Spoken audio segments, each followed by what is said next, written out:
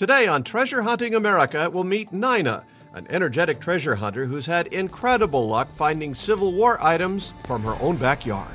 Most of the Army of the Potomac came through here, and they were camped here before the Battle of Gettysburg, and on the way out, they came back through. Found a lot of things, have no idea what they are. And my little boy had played in the dirt. Logan apparently had found a CS belt buckle. We didn't know that at the time. And we'll also visit with high school teacher and archaeologist David Wilson, who looks for artifacts in Virginia dating back to his great-great-grandfather's service with the Confederate States. I actually grew up, hearing stories about how my grandfather would plow up cannonballs and bayonets.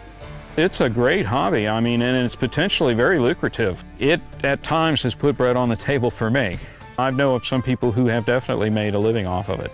All coming up on Treasure Hunting America.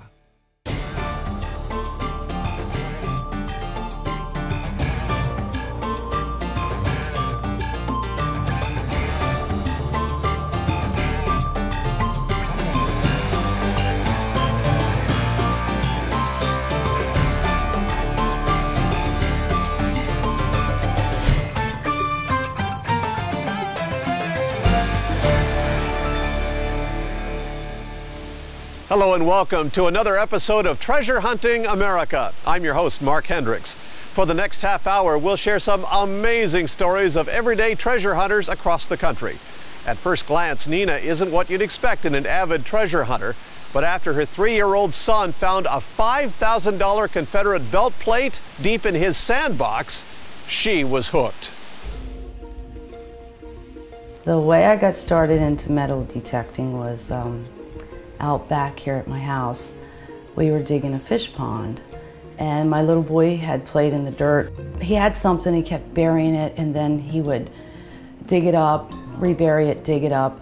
So that evening, we had come in, I was doing laundry, and I heard something in the wash machine. It was making a noise, so I stopped the washer. I pulled it out, and I saw the CS, and I was like, oh my, where did you get this? And he said he found it in the dirt. So from that point on, basically, I've just been overwhelmed with the whole idea of finding things. I had no idea how much it was worth or anything like that. I was told it's up to about 5,000. We start to find buttons and coins. Found a lot of things, have no idea what they are. When I got my metal detector, I dug everything. We're so close to Gettysburg, and the Civil War soldiers, they did come through this area, and they were camped here before the Battle of Gettysburg, and on the way out, they came back through. I did a little research, and I found it was the 1st, the 3rd, and the 11th Corps that were actually camped here. This is actually what got me started in the world of metal detecting. It is a CS belt buckle.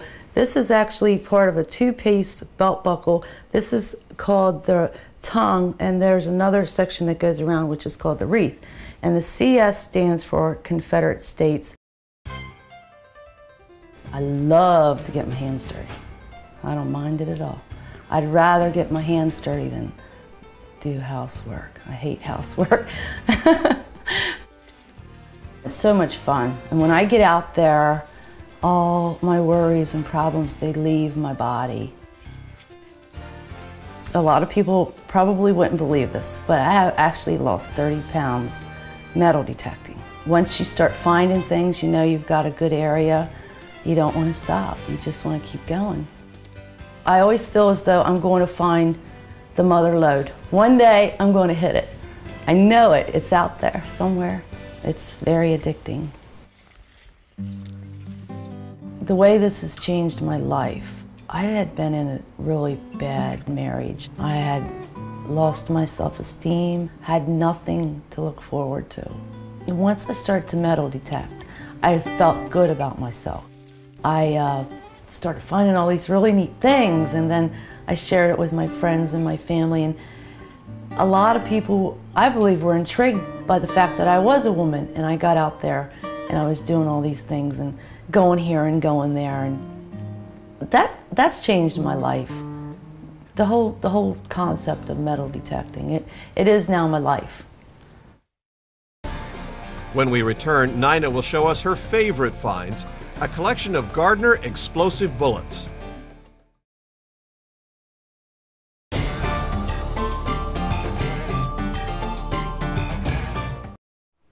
Welcome back to Treasure Hunting America. With just a few years into the hobby, Nina has had incredible luck with her finds.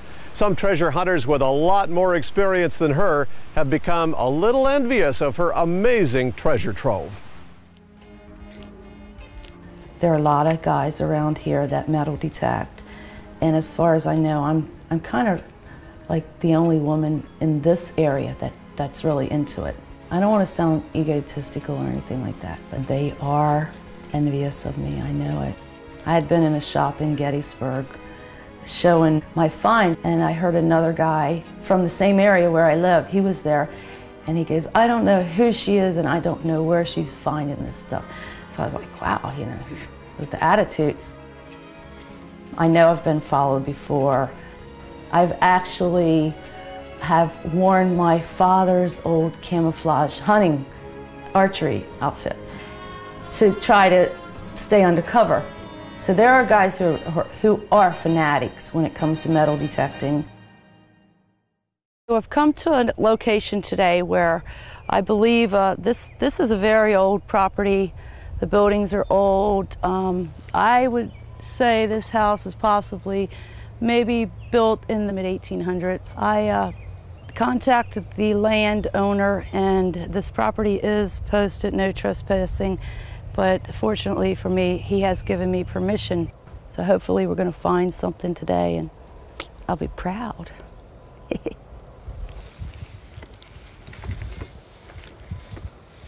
I'd love to go in the basement of this old house, but I promised the owner that I would not go into the house, so. Okay, we got a good hit. It's not very deep. Normally when it's not so deep, it's nothing good. And that's just, looks like some kind of metal box.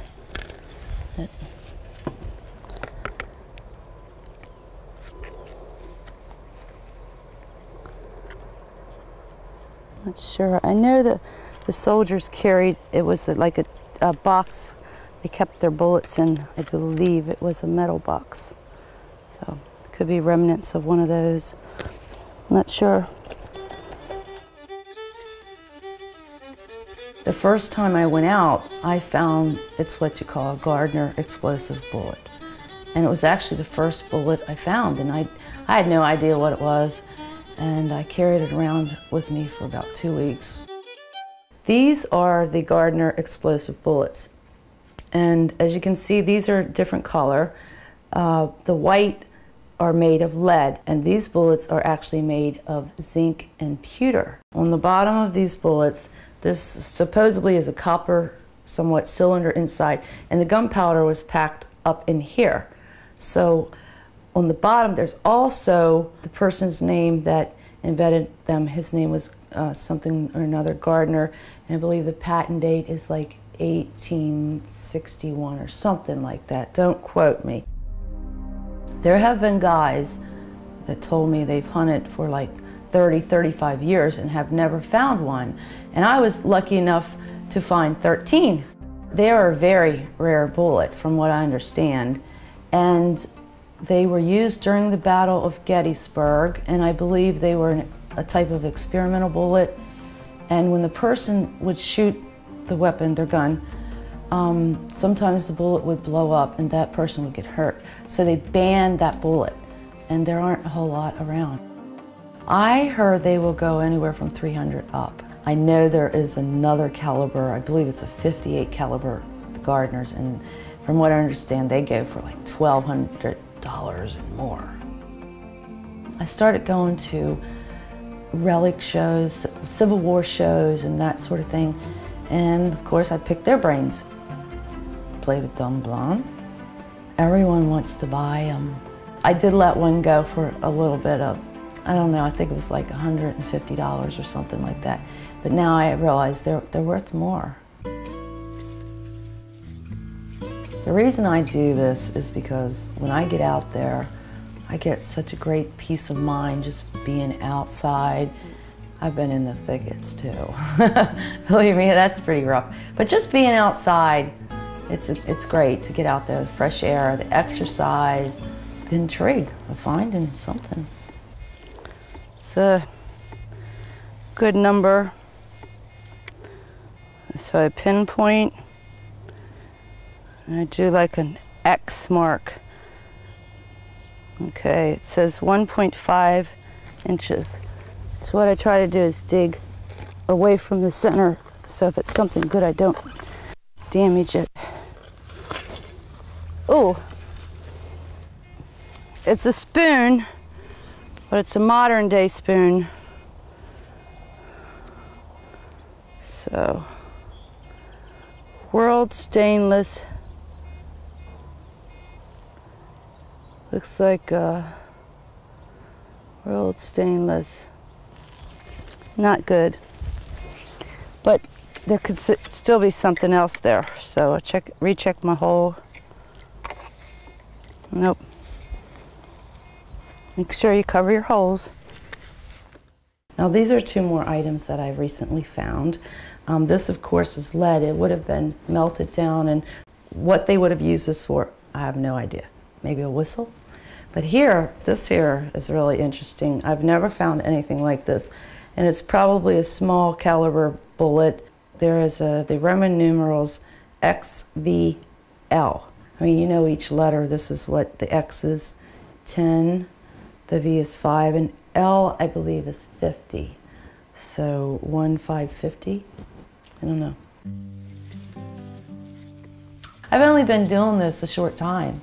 And in such a short time, wow, I found a lot of neat things. A lot of junk too. I dig everything. It's hard to say really which are my best finds because everything to me is like a best find.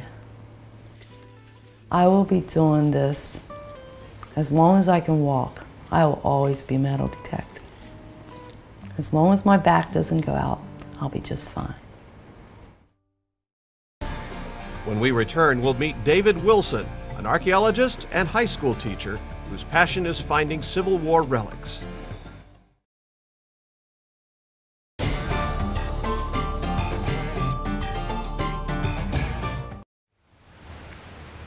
Welcome back to Treasure Hunting America. With his roots deep in Virginia's history, David Wilson lives right in the path of Lee's retreat near Sailors Creek Battle Park. With a degree in archaeology, he has amassed quite a collection of artifacts from his own backyard. I got started relic hunting because I've always been extremely interested in history, and archaeology has thoroughly fascinated me. I actually majored in anthropology, specifically archaeology, when I went to school, and by the time I got out, I had a major as well in history and a minor in philosophy for, whatever that does. I actually grew up, hearing stories about how my grandfather would plow up cannonballs and bayonets and things like that, and I've always been aware that there was, significant action in this area. Metal detecting for me is kind of a natural extension of the interest that I had anyways in military history as well as in archaeology. It fits together pretty well. Piece of grape shot. This area is right along Lee's retreat from Petersburg to Appomattox, and right down the road from where I live is Sailors Creek Battlefield Park. And it was, the last major engagement of the Civil War.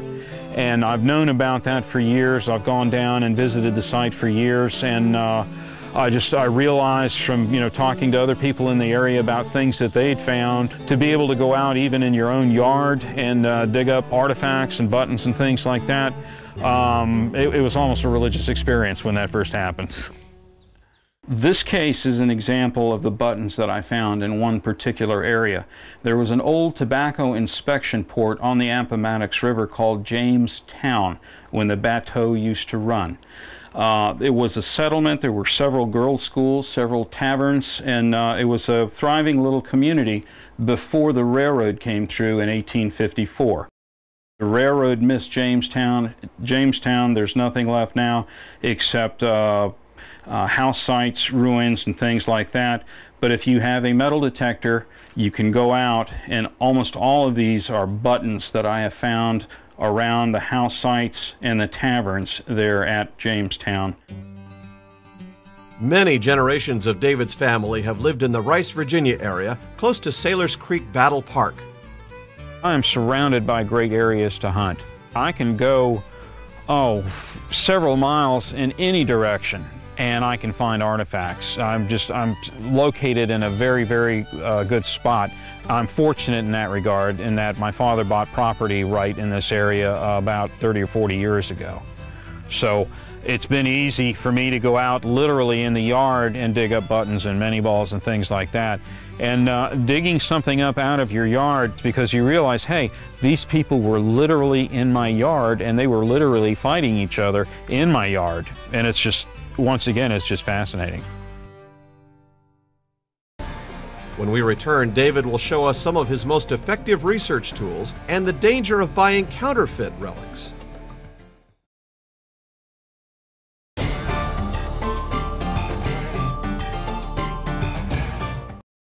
Some of the greatest tools, or the most effective tools that I've used in my relic hunting, begin with several sources.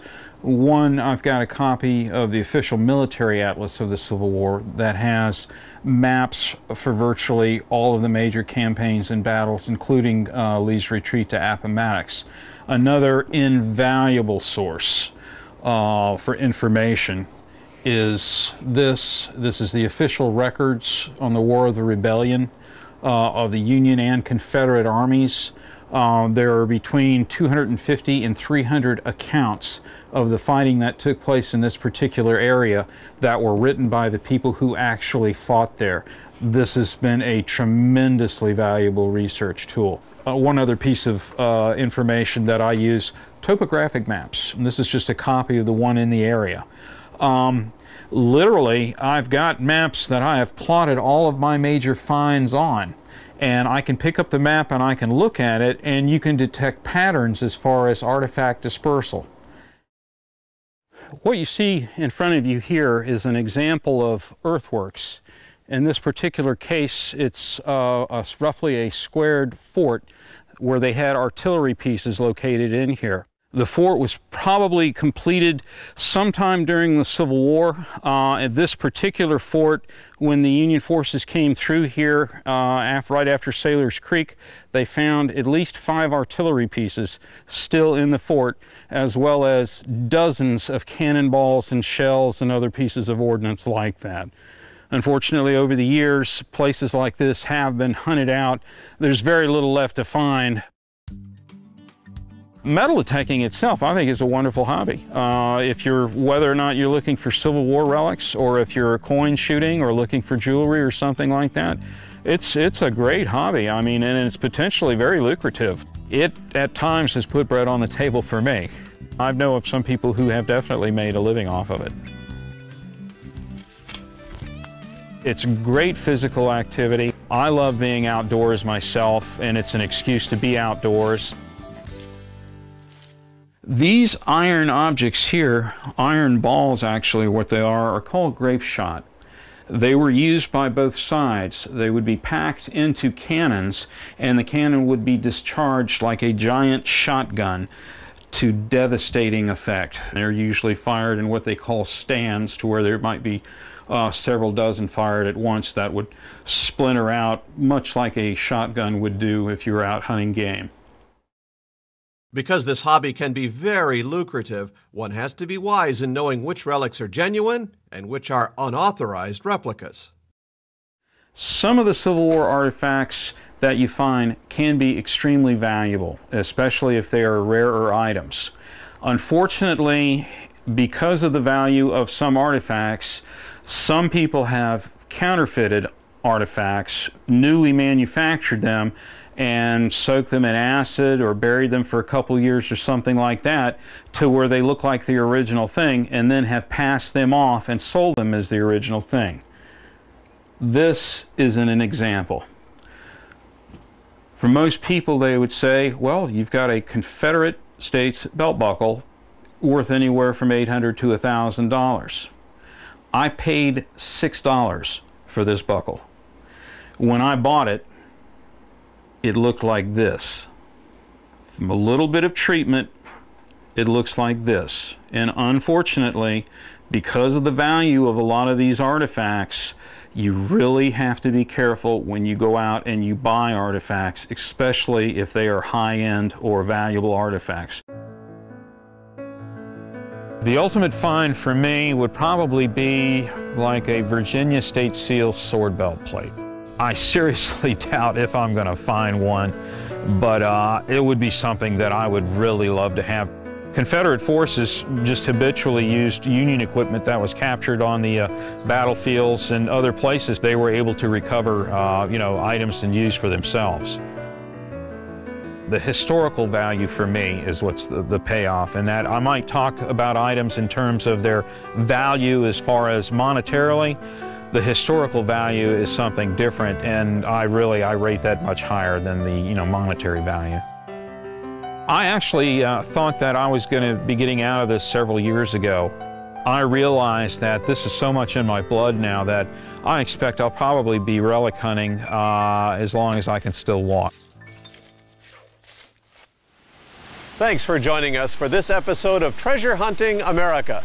Be with us next time as we explore more stories of everyday treasure hunters around the country. Until next time, I'm Mark Hendricks. Happy hunting! Treasure Hunting America is sponsored by White's Electronics, manufacturers of the world's finest metal detectors. For over 50 years, White's has been building metal detectors in the USA for treasure hunters around the world. For more information, visit their website or call the number on your screen.